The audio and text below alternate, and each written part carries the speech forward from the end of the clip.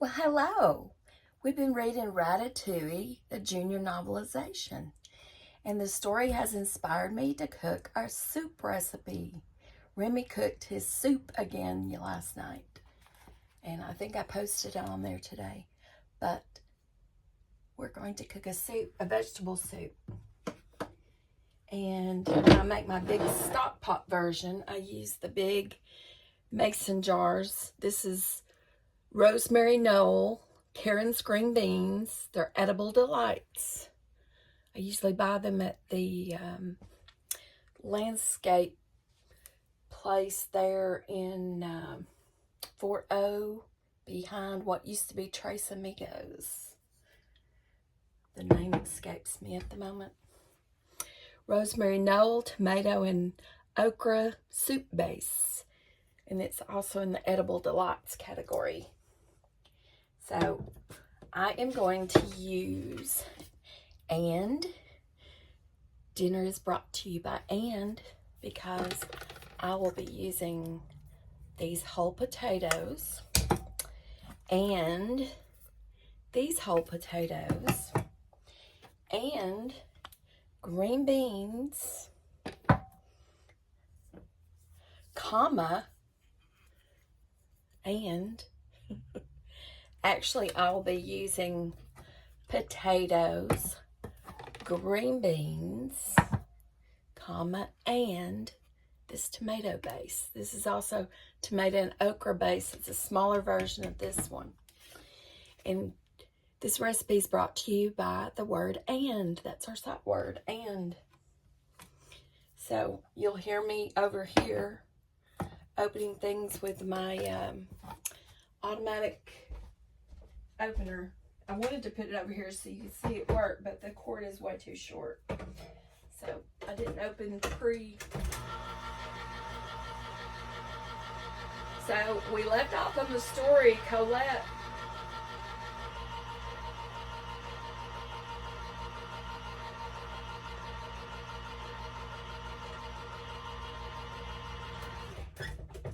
Colette is teaching Linguini how to cut vegetables very finely, learn his knife skills, and he has made a soup with Remy. Remy is the rat.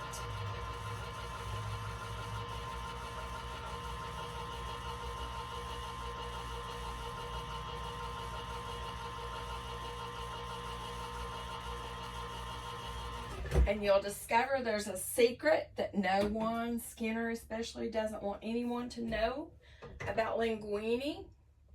That his mother wrote a letter that has a secret in it that not even Linguini knows.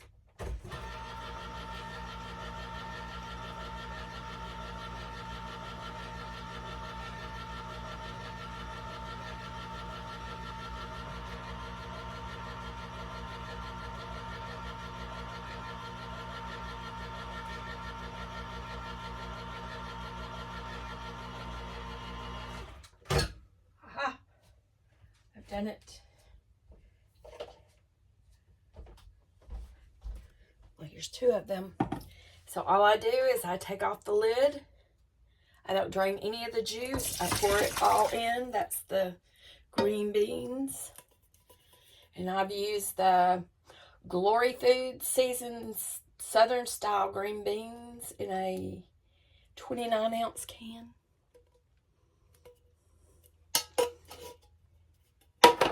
And I have chosen to use, see, mine makes the whole lid come off. I've chosen to use the whole potatoes in the Del Monte brand, fresh cut. Let's see, it's a non-GMO. And I was looking for the size, 14.5 ounce cans. I'm using two of those, so I've got to get the other one. Here is the other one. So that makes two of those. Okay. And then I should be able to screw the top off of this. There was that label again. I said I should be able to. Whether I can or not is another story. Maybe while I don't cook, I can't open the jars. Can't find my handy dandy tool for this. Oh, goodness. What is it you're supposed to do? Hot water that make it shrink. Let's try that.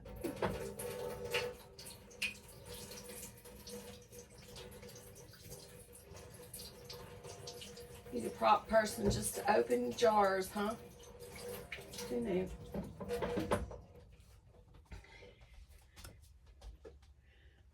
Try using my towel.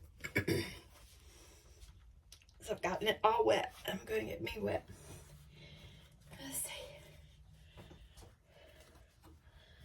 So here we are, still trying to fight with a jar. I'm using my towel. My towel says life, liberty, and the pursuit of happiness. This is my pursuit of happiness. A home-cooked meal. You know, live the dream, I guess.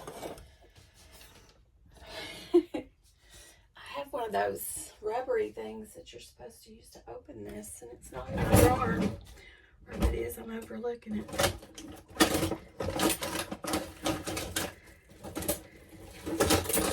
Anymore. That's bad. That is bad. Ooh, that thing's sharp. Okay. Next, we will proceed to beat on the jar. Because you know that's supposed to work, right? You hold your mouth right.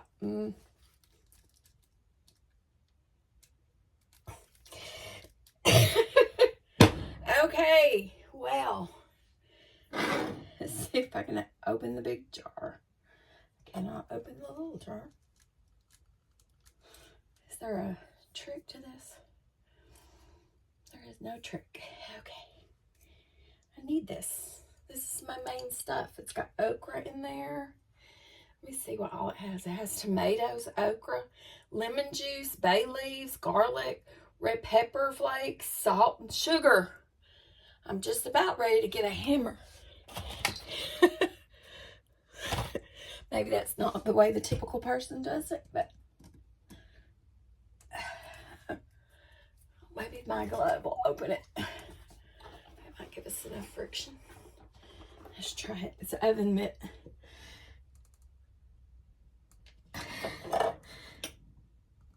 It's not grippy enough. It's sliding. That's my silicone oven mitt. You don't get a lot of attention. Okay. Well, plan B. Your plan A doesn't always work. So if it doesn't, you just add some Campbell's tomato soup. Plan B.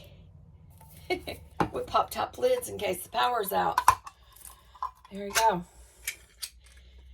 Plan B. Oh, you need that spoon I got out to beat the can. I guess there's no okra in this version. Oh, that's going to be so disappointing, but I do have the potatoes and the green beans with that tomato sauce and that okra. That's so good. So good. I'm going to run water in those to get all that out. Going to open another one. Alright, always have a plan B, guys. Always have a plan B. This plan A might not work out. Have a plan C if you think you need it. You say plan B is all that's required. We're going back to the drawing board. So that was tomato soup, 2 cans of Campbell's, 2 cans of the whole potatoes. And I'm going to fill both of these with water. And then I'm going to turn my oven to high for this to boil. Then I'm going to add my seasoning. I think the other jar had some seasoning and I had to add less. I'll just add a little more. It's okay. We'll figure it out. I usually season mine to smell. I kind of like Remy the Rat. I can smell what it should taste like, or I can smell what it will taste like. But I like the smell. I usually like the taste. So there's 1, 2 cans of water, and those were 10.75 ounces. They got the little melting soup guy. So it's been a minute since I bought those. So I feel like I need to add just a little bit more water. I'm going to use this can. And I'll turn my pot up. While my pot is boiling, we'll read some of our story. Sometimes when I'm cooking, I listen to the radio. I filled it about half full, and this was 29-ounce can. And usually when I cook with the big cans, I usually use 2 jars of this, and I usually use 2 jars of this. And then I usually use the bigger 2 or 3 cans of the whole potatoes. And I cook a whole stock pot full that's about as big as me, the stock pot is. But today we're just going to use this smaller pot. We're going to go ahead and crank that to high. I'm going to show you what I add for seasoning. I'm a very odd duck. It's okay. I actually add a steakhouse seasoning. It's for steak. But I like the way it smells, and I like the way it tastes, and the way it seasons my food. I'm just going to take the top off. I'm going to pour, I would say that's probably 2 teaspoonfuls. That's my guesstimate. Because like I said, I cook by smell. And I cook by memory, I guess. And I'm just going to get a big, maybe a big pinch of this. I think my salt has gotten damp. It's having a hard time coming out. Okay. That's probably 3 pinches of salt for now. And I'll add more salt if I think it needs it by the smell in a little bit. And then I get my, put my metal spoon in the can over there. I get my spatula with holes. That's what I like to stir my stuff with. I use that. I will probably shake some more salt in there in a little bit. And I usually use ginger to season everything that I make, but I am out of ginger and I didn't know it. So while that's heating up, I've got it on high. We'll unattach my book from the fridge. I put it under a refrigerator magnet so I wouldn't lose it. So we left off on chapter 8. Chapter 8. And he's already made his soup again, and now he's learning to be a chef, and he's learning some skills from the sous chef Colette. Colette and Linguini stared at the old yellowing recipe card. Sweetbread a la gusto. Remember, he's setting them up. This is supposed to be a disaster recipe. Uh-oh. Colette read sweetbread cooked in a seaweed salt crust with cuttlefish tentacles. Her voice faltered. Dog rose puree, gooey duck egg, dried white fungus, anchovy licorice sauce. It doesn't sound as good as my soup. She blinked and shrugged it off. And I also have a cuttlefish video on my shorts videos if you want to see what a cuttlefish is. I have one swimming around in a video. Colette liked to follow recipes, especially Gusto's. She shrugged it off and she blinked. Blink, blink, blink, blink. I don't know this recipe, she admitted to Linguini, but it is Gusto's, so you hear that? My soup is beginning to bubble. When it bubbles, no toil and trouble. Just stir it. And I have a glass top stove, so oftentimes my pot will go round and round in circles. I like to smell it. It's starting to smell good. Okay. So we stirred it. That calmed it down a little. She turned to Lalo. She called out, "We have some veal stomach soaking, yes? Yes, I get some." He shouted back. Veal stomach?" said Linguini queasily. Soon Remy was piloting Linguini's hands to lift the small pot of sauce off the burner and up to Linguini's hat for Remy to sniff. He's going to smell it. And this is just my water. I like my blue cup. I like my shawl cup. And Linguini, queasily, he said it, "Veal stomach, yuck." So, let's see. He's lifting it up. His hands to lift the small pots of sauce off the burner and up to Linguini's hat for Remy to sniff. Remy started to direct Linguini to dump it into a larger pot, then hesitated. He had an idea. They added some spices, then leaned in for a sniff. Yum! Remy liked what he smelled. He decided he needed to improvise some more. Yanking Linguini's hair, he piloted the chef away from his station. Linguini staggered past the other chef's workstations, wildly looking for his next ingredient. The other chefs walked in shock as he grabbed ingredients, raced back to his station, and dumped them into his pan. Colette looked up from her preparation. "What are you doing?" she asked. "We are supposed to be preparing the gusto recipe." Linguini stirred the sauce. "This is the recipe." Colette shook her head. "The recipe doesn't." What do you think it doesn't? "The recipe doesn't call for white truffle oil. What else have you?" She peered into Linguini's pan. "Improvising?" she asked, appalled.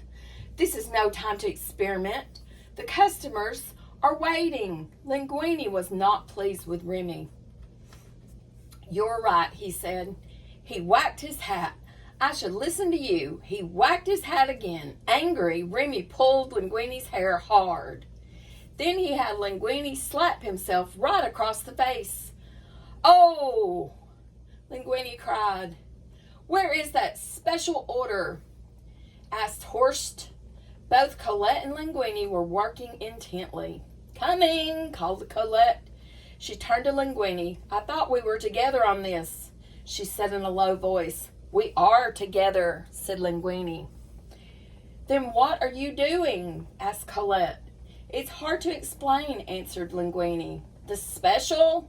asked Horst, losing patience. "Come get it," shouted Colette. Under the hat, Remy watched Colette anxiously. She set down the plate to be picked up. "I forgot to add the anchovy licorice sauce," she suddenly said, and she rushed back to her station to get it. Remy saw his chance. Linguini, much to his own dismay, found himself grabbing his pan and hurtling past Colette. Colette was just about to add her sauce when Linguini swooped in and blocked her hand in front of her disbelieving eyes. He dropped his sauté onto her sweetbread the moment before it was swept away to the dining room. "Sorry," Linguini said sheepishly. Skinner walked up to Horst with a big smile on his face. "Is Linguini's dish done yet?" he asked eagerly. "Ja," said Horst matter-of-factly. "It's as bad as we remembered?" "Just went out," Skinner smiled. "Did you taste it?" Gonna stir. Stir, stir, stir.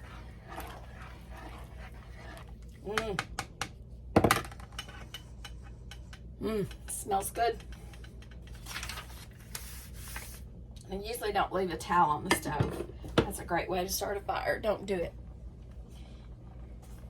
Yeah, of course, said Horst. Skinner's smile grew wider. Before he changed it, finished Horst. Good, said Skinner. Then he realized what Horst had said. What? How could he change it? He shrieked. He changed it as it was going out the door, said Horst. Speechless, Skinner headed toward the dining room door just as Mustafa burst through it, excited. They love it! The waiter cried. Other diners are already asking about it. About linguine. I have 7 more orders. 7 more orders? Inside Linguine's hat, Remy could barely contain his glee. 7 more orders! Skinner couldn't believe it. He tried to force a pleasant smile, but the angry ticks erupting on his face gave him away. Wonderful, he spit out. Go to stir. I'm going to turn this down just a little bit. We're getting a lot of steam. Get a good facial while you're at it. Kill 2 birds with that stone. Turn that down a little. Later, when the dinner rush was over, the chefs toasted Linguine's success. Everyone seemed genuinely happy for him. Everyone, that is, except Colette, who was still stinging from his last-minute substitution. Skinner watched from across the kitchen. He felt confused and resentful. He knew that something strange was going on, but he just couldn't figure out what it was. He shook his head as he watched Linguine across the room in front of the light. And wait! What was that strange shadow inside Linguine's hat? It looked almost rat-shaped. Moments later, Linguine stepped outside, quickly looked around to make sure no one was watching, and took off his hat. Take a break, little chef, said Linguine. Get some air. We really did it tonight. Remy was completely exhausted, but exhilarated by the evening's success. He beamed at Linguine, who raised his glass in a salute to Remy before heading back inside. So Remy's outside. He's not in the chef's hat anymore.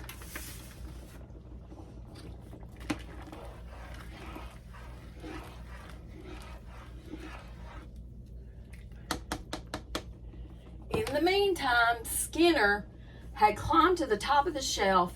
He needed to be at hat level to unmask or unhat Linguine. As Linguine crossed in front of him, Skinner snatched the hat from his head, revealing a bad case of hat hair, but nothing else. Skinner gasped in confusion. Then, not knowing what to do, he lamely tried to cover his strange behavior. Got your hat, he called, waving it at Linguine playfully. He hopped to the ground and handed it back to the mystified Linguine. Seriously now, said Skinner, I'd love to have a little talk with you. Linguine in my office. Am I in trouble? Linguine asked worriedly. Skinner gave Linguine back a measuring pat as he steered the boy into his office. Trouble? No. A friendly chap, just us cooks.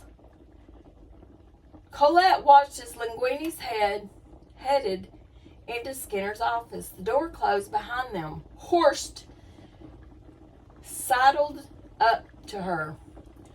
The plunger won't be coming to you for advice anymore, eh, Colette? He said with a chuckle.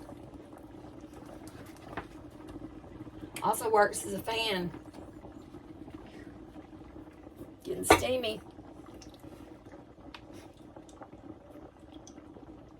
Cookie makes you hot and thirsty. Okay.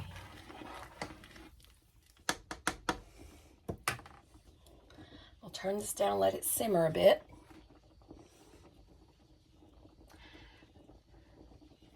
Colette sighed sadly. She grabbed her coat and left the restaurant. Skinner decided on a new tactic to get to the bottom of things. Direct interrogation. He settled in behind Gusto's desk. Linguini sat uneasily in a chair facing him, holding a glass of wine. And we're going to leave off there. And I hope you're enjoying this story. And so I'll catch you next time. I'm going to go eat some soup. Bye-bye.